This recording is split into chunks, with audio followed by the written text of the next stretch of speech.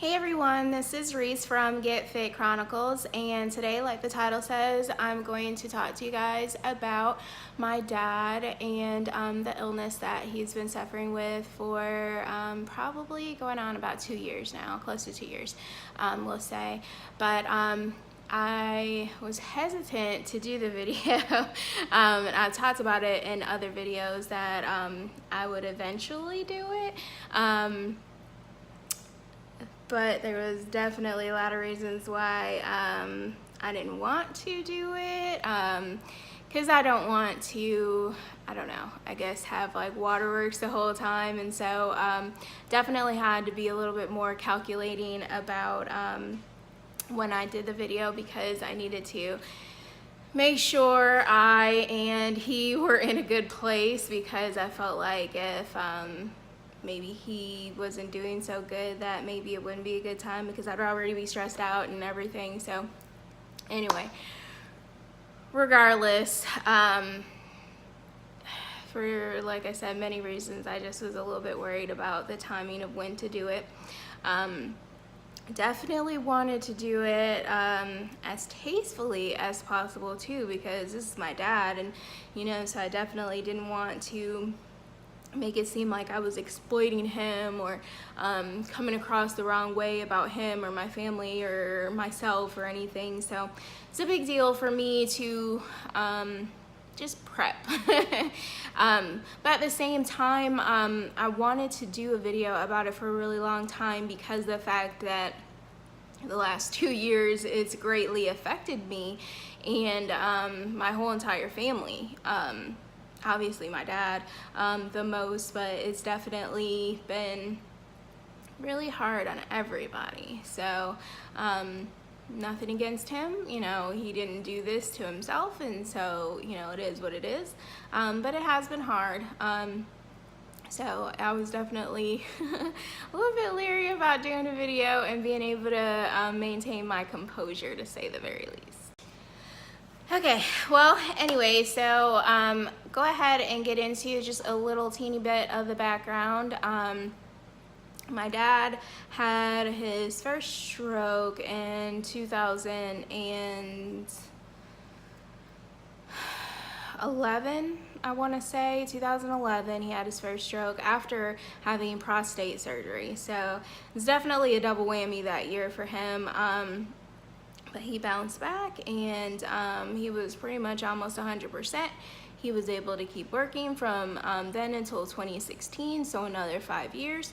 2016, he retired because he just couldn't do it. Like, he was mentally and physically getting so burnt out so easily that he had to retire early, which all worked out in the long run for him doing that financially, which is, you know, another personal story. But so he went ahead and he took early retirement because it was just too much for him. So my mom and him had all these plans of what they were going to do when he retired. And then I want to say, so he retired in April and he had a stroke in September again. This, really didn't think I was going to cry this early on, but it is really sad because him and my mother did have a lot of hopes and goals and dreams for what they were going to do in the future. And it is sad that now that he had his second stroke, it was pretty devastating to his brain. And so at this point, he's relying heavily on us to do a lot for him. Probably way more than he's ever wanted me to ever have to do for him.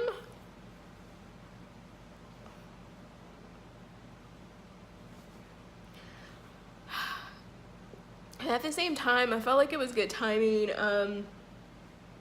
because although I do feel like there's a lot of things about my dad's illness that has greatly affected my routine and my personal weight loss journey, most recently it really derailed it quite a bit for a couple of weeks, and I'm still just trying to recover, just like mentally, really. He's in the hospital for 6 days, and then he was in rehab for about 2.5 days. The rehab was horrible, and I wouldn't want to stay there. Excuse my dryer. At least you guys know I clean my laundry. But anyway, so he went to the rehab after going in the hospital, and I don't really want to get into everything for why he was in the hospital because, I mean, it's really not necessarily here nor there. But so he was in the hospital, went to rehab. The rehab was horrible. We had to get him out. And so the rehab was horrible, and he's just going to do home health for, I don't know, however long. But so it was really hard while he was in the hospital, in particular, because my dad developed vascular dementia from having TIAs, which are kind of mini strokes, I think is the best non-medical-ish way to explain it to somebody. So that being said, him having these strokes and developing, brain damage essentially, and so his memory's not really good. Some days are better than others. He can remember older stuff versus newer stuff. Short-term memory is really, it's not funny, but it really reminds me of 50 First Dates almost in a roundabout way. With Drew Barrymore, because it is that severe, and like I said, it's not funny, but that's the best example I think that everybody can pretty much relate to as far as the severity of his memory problems. So anyway, hospital was hard because we were always having to be there. Somebody was pretty much having to be there, during waking hours the whole time. And so from day one, I'm the one that took him to the hospital. I was the one there until he got settled and, was ready to go to sleep that night. Came back the next day, stayed all day, worked from the hospital. It was just a lot. Thankfully, my siblings did come through, and they helped out quite a bit, and all of us kind of took shifts and made it work. And that was really good because it took a lot of stress off of me. And the reason why I say that is because I don't live with my parents. I did for a while when I first moved to be closer to them 2 years ago, well, about a year and a half ago. But at the same time, I do consider myself as being a secondary caregiver, because when my mom's not around, I'm pretty much the first person that she's gonna call, and I'm pretty much the person that's there the most, and I'm pretty much the one that knows the most about his doctors and et cetera, et cetera. So I don't think my siblings know how stressful it is to even be a secondary caregiver. And for them to come to the hospital and take shifts and, you know, be there several days out of the week and things like that, it definitely took a lot off of me. So I'm very, very, very grateful that they stepped up, because you just never know. With family, you just never really know. So I was really glad about that, but still, I mean, it completely knocked me off of my routine, completely. From working out to what I ate to, you know, just every single move that I made. That whole week was wrapped around like the time that I needed to be there, or worrying about when I'm not there if somebody else is there. And it was just a lot, mentally and physically. Ended up having to do like a couple half days at work because it was getting me too much to worry about work and the stress of getting things done and just the pressure and all of that, and being able to take care of my dad, because I felt like that was definitely my priority. So long story short is he's out of the hospital, like I said. He went to rehab for a couple days and we were not having it.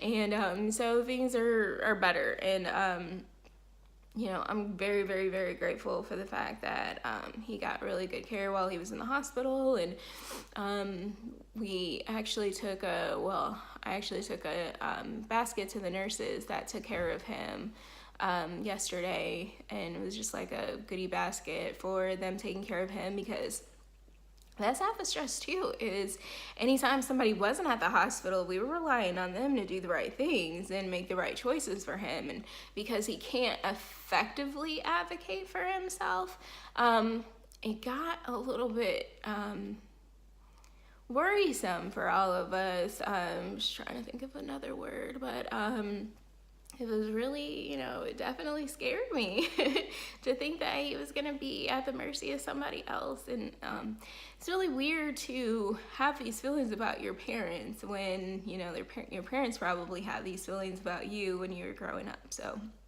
it's definitely interesting that tables have turned. So even before the hospital, it was really stressful for me to, like I said, be a secondary caregiver, because of the fact that my mom would call me. I mean, there's several times she's called and I was at the gym and my dad's fallen, or just whatever reason it was. Like I said, I don't want to like get too much into his medical stuff, but at the same time, like my mom would call me and there'd be some kind of a problem, and so I literally would have to drop everything I was doing, or I would be getting ready for my day to go to work, and then something would happen, and then I would have to work later that day, and then I wouldn't want to get up the next morning for the gym, or me having to go over there and do whatever it is that they needed caused me to, you know, miss a meal, or to, you know, have to get something on the run, or whatever it was. You know, there's definitely been a lot of those instances. So it's been really hard, like I said, to be a caregiver to my dad in the absence of my mother, and be able to stay on a routine, because it is a lot of mental. It's not even so much that I'm physically, you know, too tired, or, you know, physically unable to, or unable. Is it unable? Unable? Whatever. It's not even like I'm physically, you know, taxed or whatever. It's just the fact that I'm mentally just like so stressed out. And then it causes a lot of anxiety for me, which if anybody knows me personally, I have a lot of anxiety already on a normal basis. I worry a lot. And So whatever, I don't care if anybody's rolling their eyes that definitely know me, because everybody knows this is definitely 155% true. So with my dad being sick and things just being so uncertain day to day, it is really hard. It gets to the point where, like, I really kind of have to take a break from them, and it is, I mean, and a break is like a day or two. It's not really like I take like days and weeks or anything from seeing or calling or anything, but you know, where I have to just take a mental break, and like, it's because I don't want to hear anything bad. I don't know if anybody else has ever been in a situation where they had to take a break from a situation because it was just always so negative, or I don't know, like, there's not always good news with my dad. It's just kind of like good days and bad days. So, and these are reports from my mom, who's not the most positive person in the world anyway.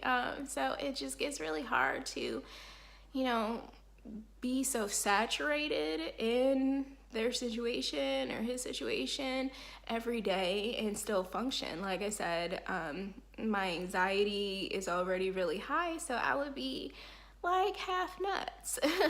Like, I wouldn't be able to work, I wouldn't be able to do like anything. So I do have to take those little breaks throughout the week to be able to be like, okay, like, I just have to not black it out, but I have to pray about it, and I have to trust that God's gonna take care of them that day. And that's pretty much how I've been getting through it, is by doing that. It's just, I don't know, it's been a really helpless feeling these last couple years with him being sick. This man's taken me to my dance classes and to dances at school and to the park and the zoo, and just ran me around to movies and sleepovers, and I mean, there's to work, to school, just an infinite amount of just things and memories, and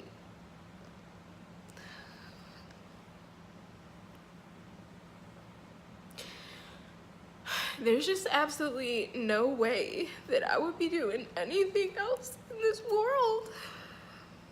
And I would literally do it several lifetimes in a row because I had a good dad. I guess I shouldn't have done my makeup.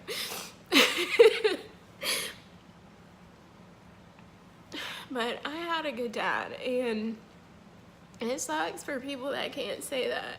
But because I had a good dad, like, I'm gonna be a good daughter to him. I want him to be happy. I want him to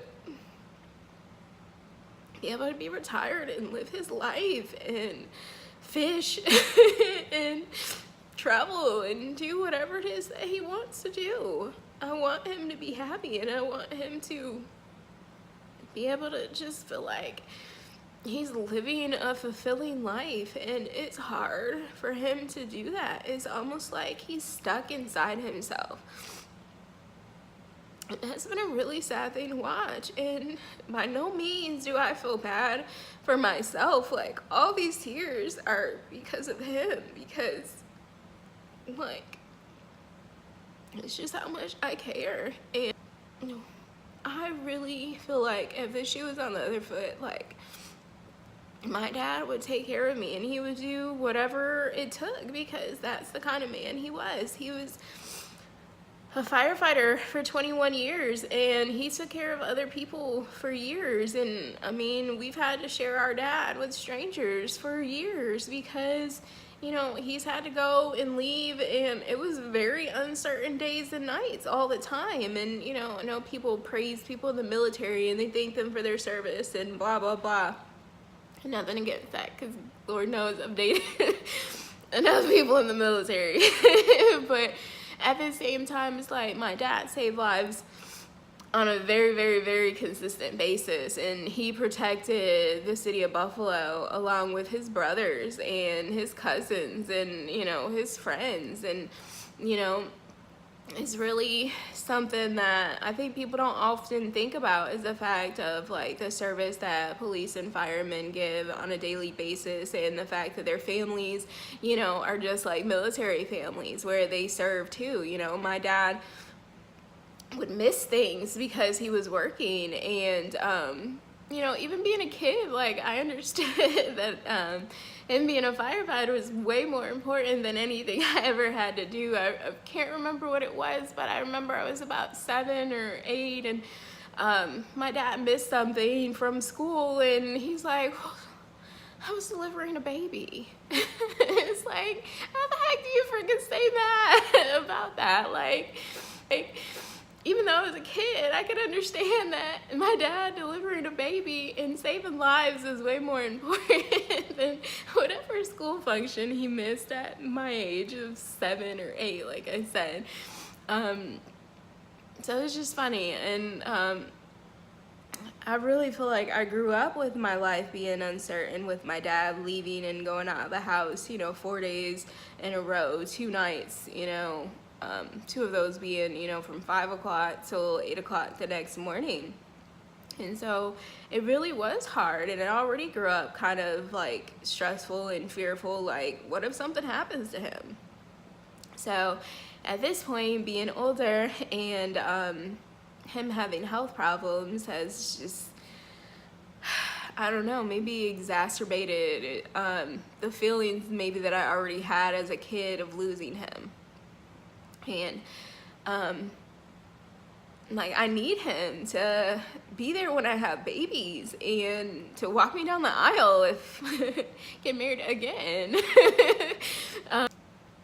I guess like my biggest fear is just all the times that I still feel like I'm gonna need him in my life, and being scared to death of him not being there. So I don't know. Definitely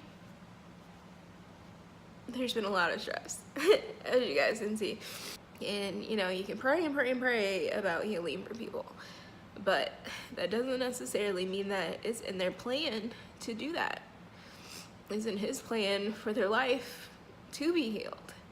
And there's reasons why all the things that are going on are going on. And that was a really, really, really hard pill to swallow, because I do want to just constantly, you know, be filled with, you know, God's going to heal him, God's going to heal him, God's going to heal him. But then I have to think about the reality of what if he doesn't? So I try not to think about it really at all anymore, because obviously it makes me a crazy person. So I'm just trying to more or less go day by day, and with my anxiety, that's hard, but I'm definitely learning to do that, and that's what I've been doing the last few years with losing weight and dieting and exercising, is trying to focus harder on just one day at a time. And that's so hard for me to do, and I feel like I've made progress doing it. I don't feel like I've mastered it in any way. But I do feel like, you know, I've made some progress here and there. It's just a journey, and I know everybody's got their different stories and their different things, and some people are parents, and some people are caregivers like I am, and some people are nurses and doctors and psychiatrists and social workers, and you know, those kinds of jobs already are really hard, and they, I want to say statistically, because I feel like I've read it somewhere, but statistically proven that like caregivers and people in the medical profession and social workers are overweight because of the stress and just the lack of taking care of yourself over others. And by no means would I ever venture to say that I'm overweight because of my dad.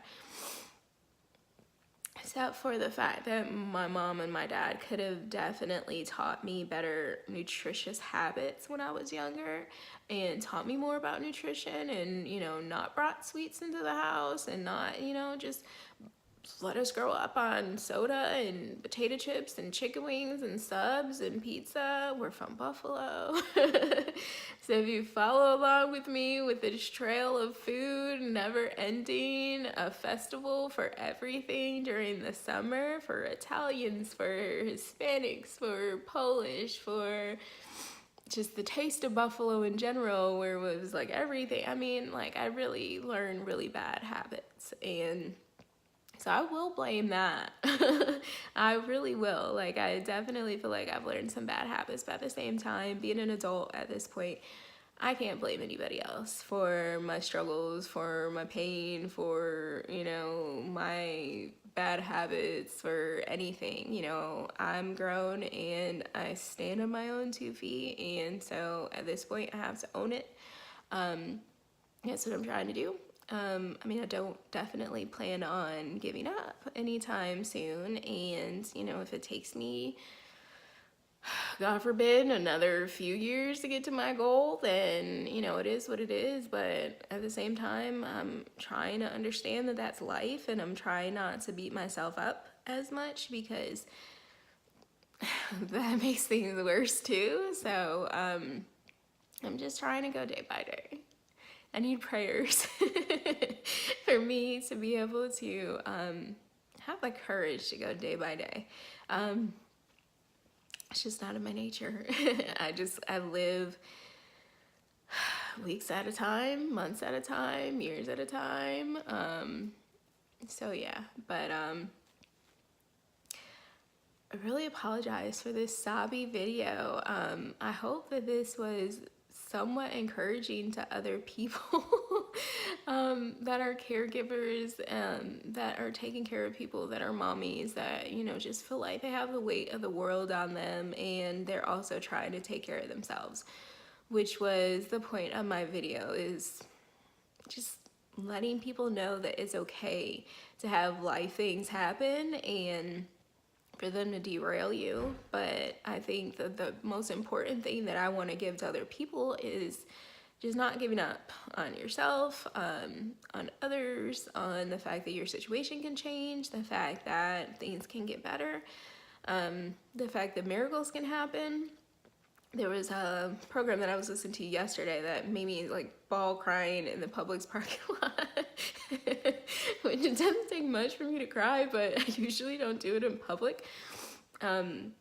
This woman was talking about how her mom was healed of colon cancer and how it had metastasized.